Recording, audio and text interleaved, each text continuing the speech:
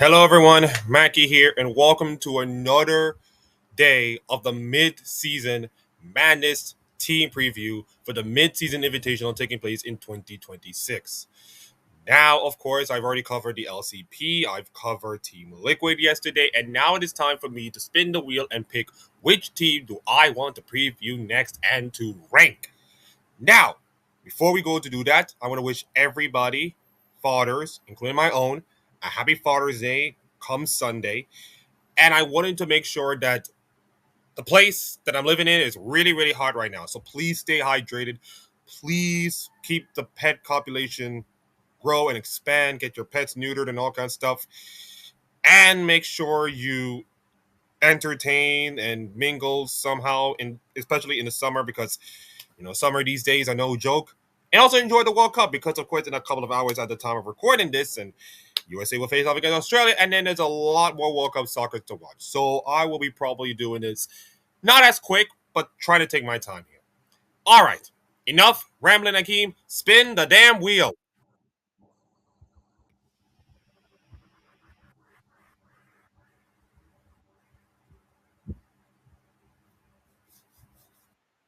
Oh yes, G2 Esports, ladies and gentlemen, the dominant kings of all LEC.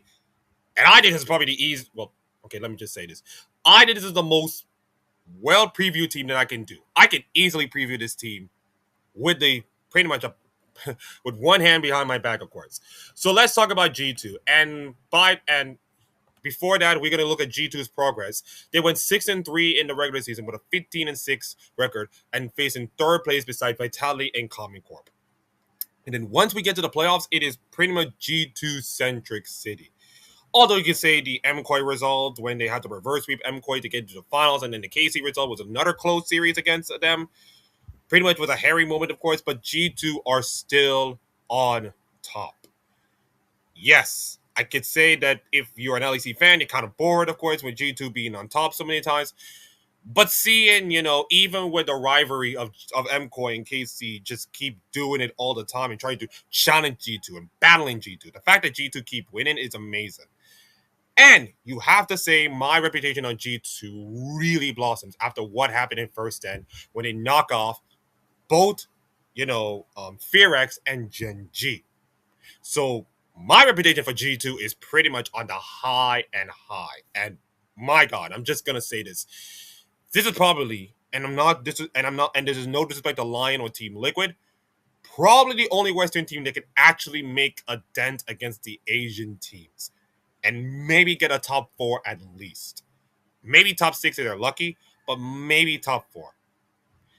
And now it's time for me to tell you about the players that are going to be taking place. For G2, of course, they have Broken Blade, Skumon, Captain Sama Labrov. Let's talk about Broken Blade. You could say that Broken Blade is a little bit of a hit or miss sometimes. If you look at the player stats, he has a 3.2 KDA with a 46.3 kill participation, which is the lowest among all players, of course, in the top lane.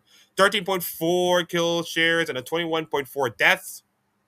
160 goal difference at 10, 255 at goal XPD in 10, 8.3 CS per minute with a 563 DPM and 19.5 damage per minute with a 19.6 gold percentage, 0.41 wards per minute, and 0.717 wards clear per minute. Broken Blade has been, how do I say this? Hit or miss. He could be great in some cases, like the Shen 1v3 play that can show that I've already shown you my best plays of the splits of the year so far. And can also be a miss sometimes when he has like stinker performances that just feel like, yeah, the Broken Blade does not look good. And he also plays some really wacky picks. Now, I am going to show you his champion pool in just a minute. Before that, let me just tell you, if you like this incredible preview that I've done or any other League of Legends content I've done, please like and subscribe to this stuff. I know my content is not a million views or 5,000 if you want, but I'm going to make sure that it's going to feed my family, make sure I can be active and all kinds of stuff. And by doing this, you can support the channel and everything like that. And also, no gambling acts, no prediction markets, all the kind of stuff. We are keeping it clean and simple and wholesome. That's all we wanted. So let's look at if we look at Broken Blade's champion pool, then I think we're gonna let's see. I believe it was 16. No, it's no. I think it's 16.7 is where we start. Let me just look. Hmm. This is from last year, and I think from the winter split. Yeah, so I go 1607. That's where the the spring patch came in until the latest patch. And you can look at all the champion pool you have. Cassante, Nar, fine. Look at the other pools. Kled, Yasuo, Galio, Vayne. Okay, we've seen a lot of Vayne players. Malphite in some cases. Sion in sometimes, and then Rumble in others, which he's not a good Rumble player. You play the Shen once, you play Anivia once, of course, Cassiopeia, of course, one time, and then you got other champions. But the guy is pretty much good in your Cassantes, your Nars, your Kleds, your Orange, your Yasuos, your Galios. Crazy, crazy picks, which is pretty much synonymous with G2 and Dylan Falco's crazy picks as well. But I think you can say if you're a Broken Blade, you must be thinking this has been a pretty big drop off, of course, from how last year gone. You look at the LEC versus playoffs, and I'm using playoff numbers compared to the LEC spring playoffs. It's kind of like a drop off, of course. Less matches, of course, but it's kind of like a big of a drop off, which proves that his words is fall in love with just a little bit. Now, does it mean that Broken Blade is a bad player? No, I don't think Broken Blade is a bad player. I think he's a decent, good player, and especially his international ceiling has finally been reached after what happened in first stand. I think the narrative of Broken Blade not good internationally should be like farce, and I think he's done decently well to make this team good. So I think Broken Blade is going to be like a hit or miss depending on how the day goes. I'm gonna give him a solid B. It's not an A plus in many cases, but a solid B for a decent good player. I guess Broken Blades gets a B. Maybe a C will be fine, but I think a B will be okay for a good player like him. And as for my rankings, and I forgot to even put the rankings, Akeem. Why do you have to forget to put the rankings? Damn it. Just okay, calm down, calm down, calm down. Just look at the rankings.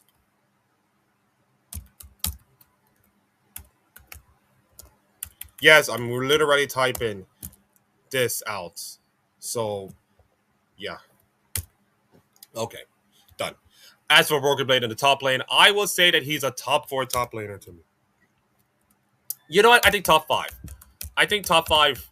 I think top 5 for top laners is pretty much appropriate for him. Not great, but not horrible enough to like being there. I think he's above Morgan and pretty much the other top laners. Again, I will probably fix the rankings before the MSI will begin, so I don't have to like trigger so many fans. Okay, just calm yourself down. Now on to pretty much my E tier jungler. It's Skumon, ladies and gentlemen. I have to say. Now, I know what you're thinking. Akeem, he's supposed to be S tier, the way he performed well at first stand and all that kind of stuff. Yeah, sure, but you can say that other times he was not even great. But he is still one of the best junglers going into first stand. And I'm not saying he's better than maybe Tien, and I'm not saying he's better than Owner in most cases, but you could say that this confidence from what happened the first stand has elevated his play pretty well. And he has been absolutely pretty much the Western best jungler. Now, yes, you can say inspired with all the titles and the veterancy and all that stuff. It's gonna be like, he's the top dog in the West right now in jungling. But I can say Skumon can make a run for his money. Look at the stats. 5.8, which is second among to Inspire, with a 68.8 kill participation at 30.8 kill shares. 174 goal difference at 10, which is wow. 131 XPD at 10, 7.4 CS per minute, 556 damage with a 20.2 damage shares, which is higher than Inspired by a wide margin, which of course it shows that Inspired is not the most dominated jungle, of course, but it's still pretty impressive. And then he got gold and wards per minute. So you can look at this Skumon guy. And by the way, this is Skumon's first MSI ever, but he does not even look like a rookie. The way he played against Genji and the way he played against Fearx. This guy looked absolutely a Giga Chad. He looked like an absolute Giga Chad from what I see. And if we look at the champion pool and the way he played in so far, it's incredible what he has done for this.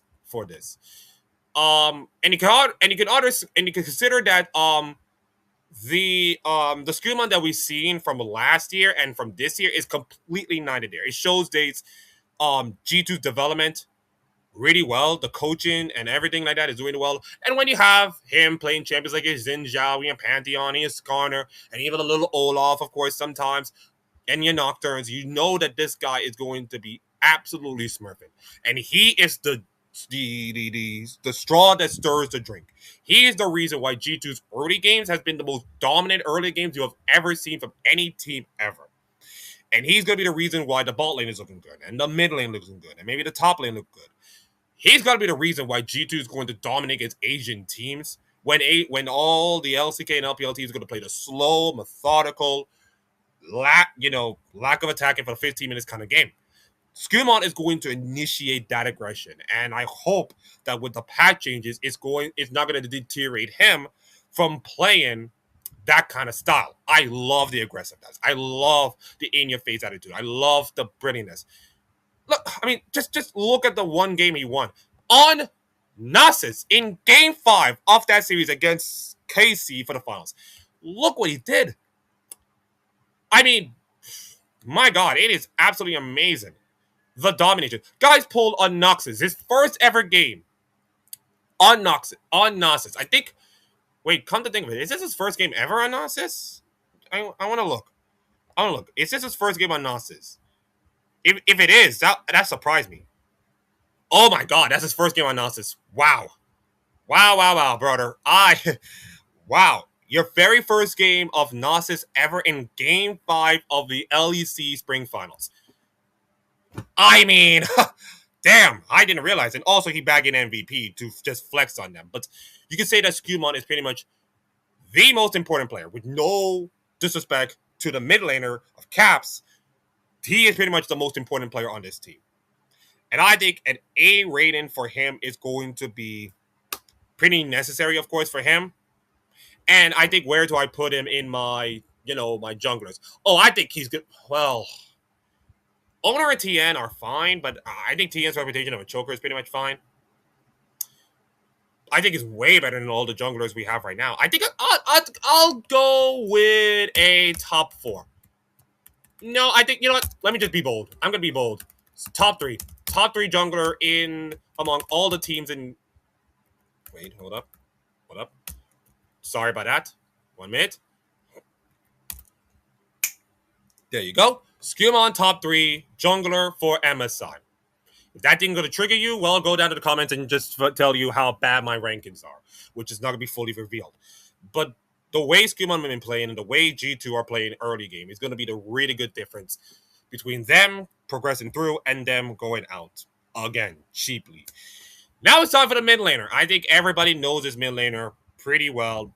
It is Caps. It is the Western mid laner GOAT behind all else. And where I rank him, I think, well, you can say that Caps can be clutch in most places. He can be decent, but sometimes we see Caps not having great performances, and other times we sprinkle in like, okay, he's still the GOAT. Is he like S tier? Not even close. A tier behind Skumon? Nah, that's a tricky question. I think that's a tricky question for him. I think that's a really tricky question for him. I think he's more... Listen, I think it's... Listen, okay, it's a tough one. It's a controversial one, but I'll give him an A tier for now. I think Caps is still one of the best mid laners in all the West by a wide margin. And listen, it doesn't matter what kind of year it is, how bad he is, how not so good he can be. When it comes to big moments, especially in big matches, he can always deliver for the team. He can be absolutely clutch. Like the Anivia game in that Game 5 in the LEC Versus. Not the LEC Spring, but the LEC Versus. It will have to go down as one of probably the most clutch plays or the clutch performances ever. And yes, I did not even show that. But the way he did, of course, in First Stand, I look at the games. Look at the 3 games against Genji in First Stand. Like, unbelievable. And even in a loss, by the way, to BLG in the series, the way he popped Aurora in Game 1 was absolutely magnifique. So yes, Caps has not been the same dominant player he once was back in 2018, 2019, all the kind of stuff. But he's still Caps, man. He's still Caps. He's still G2's shining armor all the time. And it's not going to be If he falls, G2 falls as well. You can see that Skumon is also doing well. Or else, of course, the bot lane, of course, of Hansam and Labrov can pick up the slack. But we know that if Caps is in the team is in dire situation, you can always call on the level-headed veteran presidency of Caps to do well. All of this for a 26-year-old. Like, I'm feeling old right now speaking to you guys. And by the way, his champion pool, which is a large one consider his career, but I'm gonna simplified it to the current patch. So I'm gonna wait for this. Okay, there you go, and I'm gonna put in this. His champion pool is absolutely amazing. If Ari, Rise, LeBlanc, Annie, Aurora, Cassiopeia, and Anivia in some cases. He's playing the Enchanter champions most of the time, and he's a really good, like one of those facilitator mid laners, of course, helping the jungler out, help all the kind of stuff out, especially with the Annie, especially with LeBlanc. But also he got that dominant fire in the eyes that he feels like he could just dominate with Rise. He can dominate with the Ari. He can dominate with LeBlanc. He can be absolutely good when it matters most. And he's not afraid to be part of the G2 wacky side. He can play some crazy comp. Like maybe he can play Zoe some of the times. Okay, it didn't work out. Maybe Twisted Fate, maybe, Silas some of the times. It's choose your own adventure for Caps, of course, in the mid lane. And his reputation, his brilliant plays, his aura is going to make this G2 go far in his event. Now, for the next player, I go with Hans Sama. And I heard from Psychopathic Power that he is having a decent, good split, in my opinion. I think the same thing as well. I think Hans Sama has been, I think it's pretty much like, I've watched a few games and he's been good. He's been good. Not great, but good enough. And I think good enough to like warrant an A tier from me. And the thing about Hans Sama is that he and Labrov are going to be the 1A and 1B reasons, but I think G2 is going to win in the early game. I think the early game bot is going to be very, very important for Hansam and Labrov to do well. I mean, you got your engages, of course, you got a Chanter bot lane, of course, you got Ash Seraphine, and that's gonna be like the different. That's gonna be like a huge difference in order to win. If you look at the champion pool, the guy can play Yonara pretty well, of course, scaling champion. He can also play Israel. He can also play Caitlyn. Sivir is also good at Ash, Smolder of all people, Corki, Zaya, Lucian, Varus. No Draven games. Not a single Draven game. Not one. And they're trying their best to like take the Draven away from him. But even then, it's like the guy can have a massive champion pool in his CV from this year. He can play the scaling game, or also he can play like the aggressive bot lane game. Like the Israel and Caitlyn, or the Yanara Sivir for the scaling, or the Ash in order for all the scaling. And the same thing with Smolder. The guy can play it all, and it can be incredible and impressive. I think Hans Sama has been played pretty good this split, to be honest. And his numbers, by the way, if you look it down in the numbers, it shows that 5.1 KDA, not high, but not too low, of course. 55.7% kill participation, which is the lowest among all the teams, but fine, I'll give him that. His damage per minute at 704, which is also a mid, with a 25.6% of damage percentage. These are among the teams that already played for playoffs, which is second lowest to Eddie, by the way. And it shows that I think you can say that Hamsama is a really good player, a really decent player in my statures. I think you could say that he's going to be the reason why I think G2 can go far. And he also going to be the reason why G2 is not going to go far. That's two things could be true at the same time. Now, where do I feel like I put Han Summit in my rankings as top millionaires? Oh, by the way, I did not put Caps in 9 millionaires. Listen, he's still a top 4 millionaire to me. He is still a top 4 mid laner. He may not be as good as Faker or any other players, of course, in his heyday, but the guy is still one of the top mid laners in all the West. So do not forget about that. And as for Hansama, I think you say that top 5 is good. I think top 5 is good. Now, that doesn't mean that, Hansama is not a good player. He's still a good player, but it's like, listen, we saw what you do in first stand. It was a brilliant performance, of course. We want you to show me something in first stand. We want to show you more than it was the first stand. Because first stand, as cool as it was, it just kind of like the kiddie table, of course. You still have to face a BLG team that, by the way, you lost to in the first stand finals, and you may have a rematch against them. And you still have to like face up against decent quality teams, like the T1s of the world, of course, if that happens. So I think you can say that Hansam is brilliant. As for Labrov, let's just talk about Labrov. And before I put him in any rankings, I will have to talk about the Labrov himself.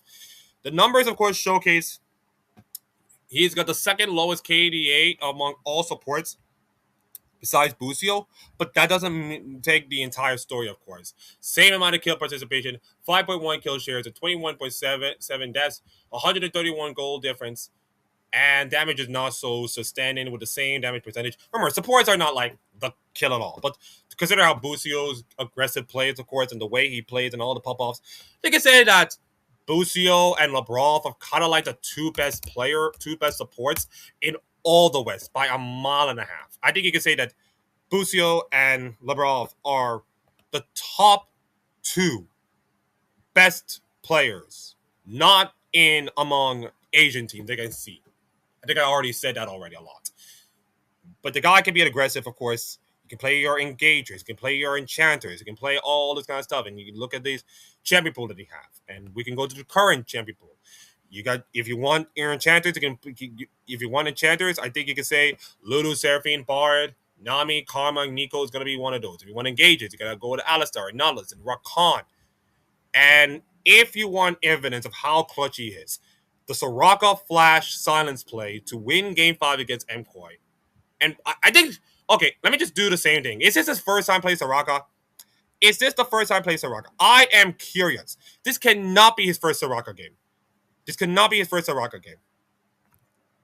It's his first Soraka game, and he did it in Game 5 of the MKOI series. What?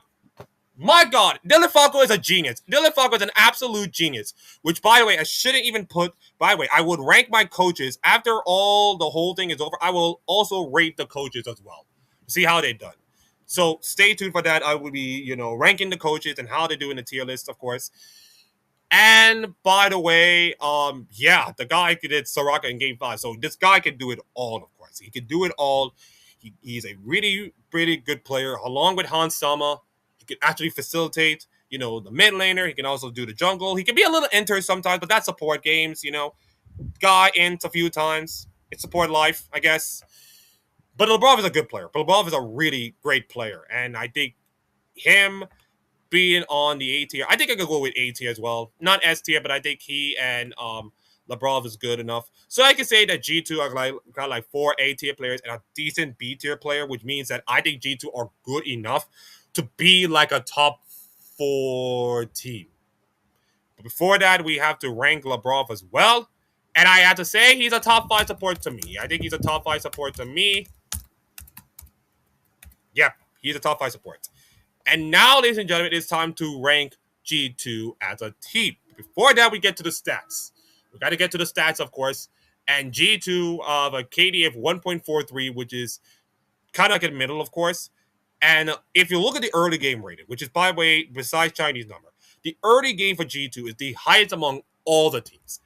Like 68.33 on the early game rating. That is highest among every other team. But look at the number I key, -4 on mid-late raids. G2 have a reputation of pretty much throwing goal leagues like they should have done it. Like we've seen it against MKOI, like Koi in the finals. We saw it in Koi in the playoffs. We saw it in KC in the playoffs. We saw it in many times. It feels like G2 have an early game lead and they're dominating themselves, but they always shoot themselves in the foot because of intent and all kinds of stuff. If they can at least translate their early game into, like, let's just say 20 to 25 minute success, IDG2 are good enough to win most of the series, especially against the Asian teams. If they don't, I think they'll be in trouble because, of course, the longer it goes, the more you can say that the LCK and the LPL teams will just overwhelm you and dominate, of course. They also got a first tower rate, which is 79%, which is also the most. 71% on the first 3 towers, 64% on Herald, 43% on the first Drake, which is not as high, of course. 59% on the Drake percentage, of course, which is close to high. And 62% on the Baron percentage with a 50.2% on laning, 54.1% on jungles, and 3.5 wards per main, and 1.05. Of course. So G2 are the kings of early game. I think that early game rate is going to be really key, of course. If G2 can dominate the first 15 minutes, I think G2 can win like many of the series. If they don't, and with that horrific mid-lane rating, I think they will be cooked. They will be like out in like the lower bracket first round, I guess. So if we go with the age and international experience, by the way, for G2, I can say that this is the most really experienced team. You got three players who played 100 plus um international games. But of course, Caps with the most with 219. And the average age for the team is 24.6, which is kind of old. Like 24.6 and 26-year-olds are kind of like old in League of Legends time. And of course, you could say that they got their experience mostly from like Worlds and First Stand, which makes this team all the more stronger and more experienced. And I feel like team is going to be doing well. Also, the gradable coaches by Dylan Falco and the staff is going to make this team look absolutely good. Absolutely good for top four. For MSI appearances, by the way, this is G2's 8 MSI appearance, which is second most to T1, by the way. 116 games between them, second most to T1. And of course, their one and only MSI title back in 2019, which, by the way, I'm going to do a short about that MSI later on. Check your feeds.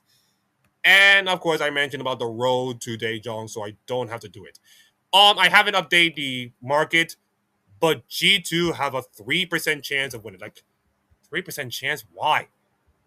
Okay, fine. I know G2 are not good enough to be the BLGs and reputation wise T1 and High Life Esports of the world, but 3%? I was thinking like maybe 10% or 15, but 3%? That feels disrespectful for me. That feels disrespectful for me. And as for me ranking G2, I think you can say that G2, I think they're a top four team. Like you can say Hana Life, T1, BLG are coming in my top three. But based on how they have done in first and all kinds of stuff, I think G2 are top four team. I think G2 are top four for me. And yeah, I think they'll do well in MSI. I think they'll have a chance to like progress even further, of course, to make it like top four, maybe top six if they're lucky. But and if they beat like one of the LCP or the LCK team, if they were to beat BLG, and make it to like top four, what a glorious day. What a glorious day for everybody else. But that's going to be dependent on how G2 will perform in MSI. And that's going to be the difference. It's G2's early game and all the kind of stuff and how the players do well compared to their incredible high expectations for First Stand. Because right now, everybody's looking at what happened in First Stand and feel like, oh my God, G2 might go higher than that. And that will be a worry for G2 fans. It's like, First Stand was incredible, in an amazing moment that they will never forget for the rest of their lives. But how will they do in MSI and Worlds, the two most prestigious tournaments in the calendar with incredible formats? Well, okay, Worlds is not it, but two of the most prestigious tournaments in the world international calendar going in. That's going to be the huge difference, of course, and that's going to be how I feel about G2. Is that can they duplicate what they do in First Stand and carry on to MSI? That's going to be a huge storyline. So, anyways, Akeem, everybody, I will be finishing off, and G2 are officially down. Yep, we have 1, 2, 3, 4, 5, 6, 7 teams remaining. 7 teams remaining for the preview. And tomorrow we're going to do another one like this. So please keep your feeds open. So like and subscribe. Follow me on my shorts and my TikToks. Go USA. And I'll see you next time.